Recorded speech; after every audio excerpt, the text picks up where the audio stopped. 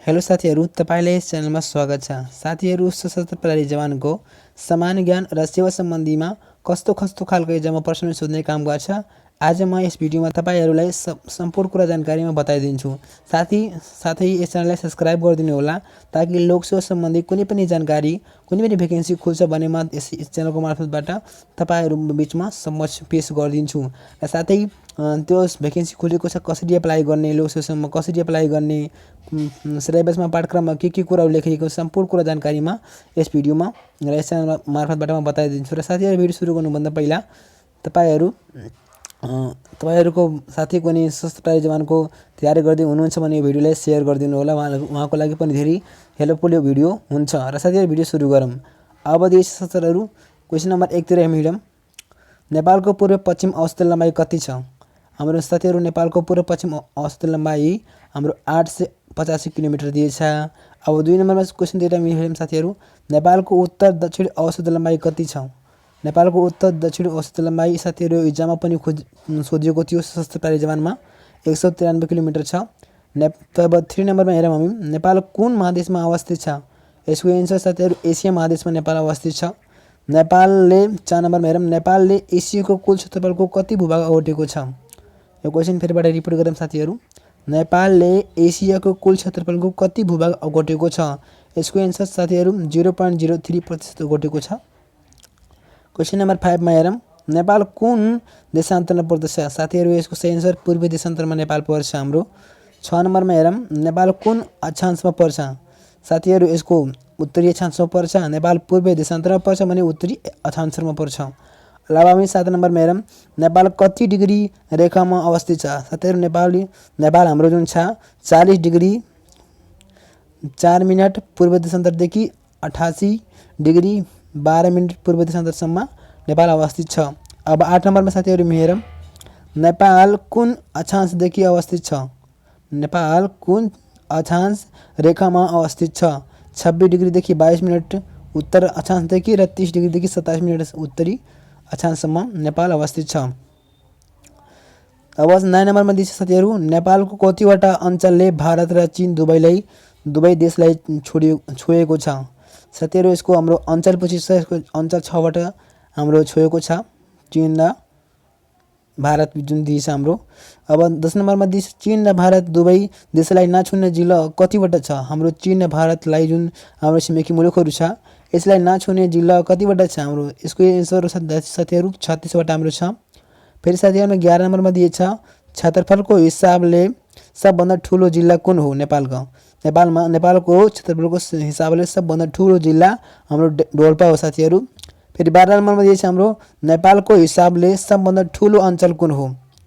यसको एन्सर कर्णाली हो। क्षेत्रफलको हिसाबले सबभन्दा ठुलो राष्ट्रिय निकुञ्ज कुन हो? सेफोक्सुन्डो हो साथीहरू यसको एन्सर। अब 14 नम्बरमा दिएछ, क्षेत्रफलको हिसाबले सबभन्दा सानो जिल्ला कुन हो? भगतपुर यसको एन्सर हो। 15 नम्बरमा दिएछ, नेपालको प्रामाणिक समय ग्रीनविच समयभन्दा कति अगाडि छ? यसको एन्सर साथीहरू यहाँ दिएछ +4 +5 दिएछ, फेरि 84 दिए अनि 45 दिएछ यसको एन्सर। फेरि हाम्रो 16 नम्बरमा दिएछ, नेपालको प्रामाणिक समय कुन हिमाललाई आधार मानि निर्धारण गरिएको छ? साथीहरू, यसको गौरीशङ्कर हिमाल हो। अब 17 नम्बर दिएछ, नेपाललाई कहिले 14 अञ्चल र 75 जिल्लामा विभाजन गरिएको छ? यसको एन्सर यसको विक्रम 18 वैशाख 1 गते यसको विभाजन गरिएको थियो। अब साथीहरू, यो समान ज्ञान सम्बन्धी यति थियो। अब साथीहरू हामी सेवा सम्बन्धीमा हेरौँ। सेवा सम्बन्धीमा हाम्रो कुन कस्तो खालको एक्जाममा प्रश्न सोध्ने काम गर्छ? साथीहरू, यसो नोट बनाएर म तपाईँहरूको बिचमा पेश गरिछु ताकि सम्पूर्ण कुरा जानकारीको तिथिमितिहरू पनि तपाईँहरूमा जानकारी होस्। र साथीहरू, अब क्वेसनतिर हिँडौँ। विक्रम 2057 माघ 1 गते हाम्रो सशस्त्र प्रहरी अध्यादेशको जारी भएको थियो। फेरि हाम्रो विक्रम 2057 माघ 19 गते कृष्णमोहन श्रेष्ठलाई प्रथम सशस्त्र प्रहरी महानिरीक्षक नियुक्त गरिएको थियो। अब यसरी हाम्रो सशस्त्र प्रहरी जवानमा क्वेसन पनि सोध्न सक्छ कि हाम्रो प्रथम सशस्त्र प्रहरी महानिरीक्षक को हुनुहुन्छ?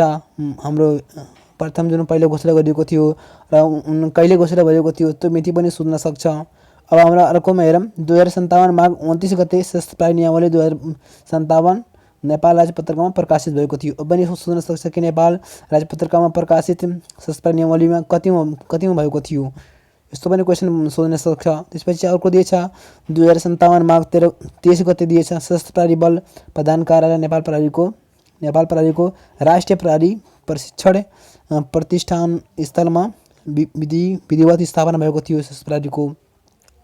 अब अर्को दिएछ 2057 चैत 30 गते सशस्त्र प्रहरी बललाई 1539 जनाको दरबन्दी निकासा गरिएको थियो। फेरि 2058 भाद्र 6 गते सशस्त्र प्रहरी आदेश 2057 लाल मोहर लागेको थियो। साथीहरू लाल मोहर यो पनि धेरै सबभन्दा इम्पोर्टेन्ट क्वेसन बिचमा दिएको छ, त बिचमा पोज गरेर भिडियो हेर्नु होला। फेरि मङ्सिर 14 गते दिएछ हाम्रो 2058 मङ्सिर 14 गते राष्ट्रिय सुरक्षा परिषदका लागि दरबन्दी सृजना भएको थियो। फेरि 2058 कार्तिक 7 गते सशस्त्र प्रहरी बललाई निशान प्राप्त गरेको थियो। सशस्त्र प्रहरी बललाई निशान प्राप्त कहिले गरेको थियो, यो पनि धेरै इम्पोर्टेन्ट क्वेसन दिएछ।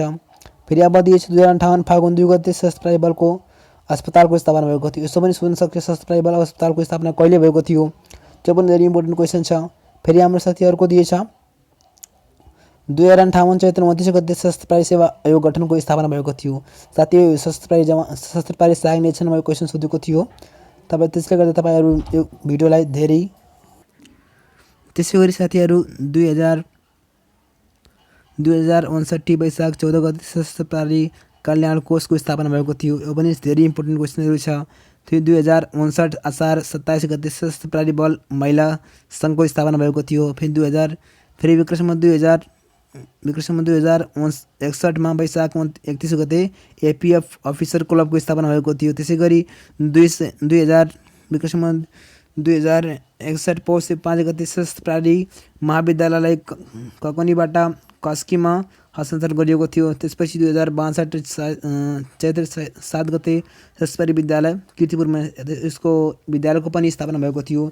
त्यसै गरी तपाईँहरूलाई म रिक्वेस्ट गर्न चाहन्छु साथीहरू, यो भिडियो जति यो सबै सम्पूर्ण यति जुन छ सब यो जति यो सम्पूर्ण त्यति त्यो तपाईँले याद गरेपछि धेरै कुरा यसबाट इक्जाममा पढ्न सम्भावना छ। फेरि यो पनि यता मिति दिएछ 2063 साउन 27 गते सशस्त्र प्रहरी बल दुनियाँ यति दिएछ। साथीहरू यो जुम गरेर भिडियो हेर्नु होला।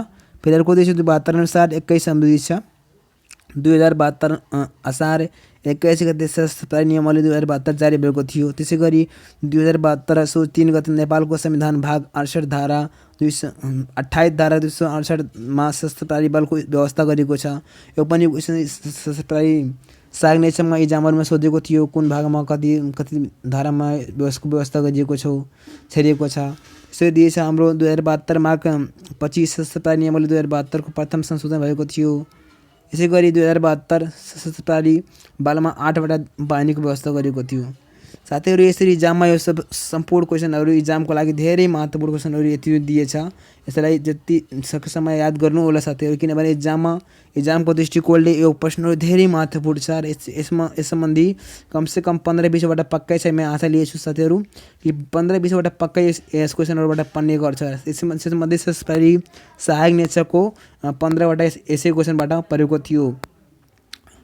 साथीहरू तपाईँहरूलाई यो भिडियो राम्रो लाग्छ भने, यो इन्फर्मेसन राम्रो लाग्छ भने भिडियोलाई लाइक गरिदिनु होला, कमेन्ट गरिदिनु होला। आफ्नो साथीहरूलाई म रिक्वेस्ट गर्दछु आफ्नो साथीहरूलाई पनि सेयर गरिदिनु होला कि उहाँको लागि पनि यो सशस्त्र प्रहरी जवानमा नाम निस्कोस् लिखितमा। त्यसले गर्दा यो भिडियो म अब यहीँ पोस्ट गर्न चाहन्छु।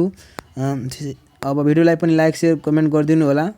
अब यसै क्रममा आफ्नो भिडियो 2-4 शब्द यहाँ टुङ्ग्याउँछु। हस्त धन्यवाद। Thanks for watching my video.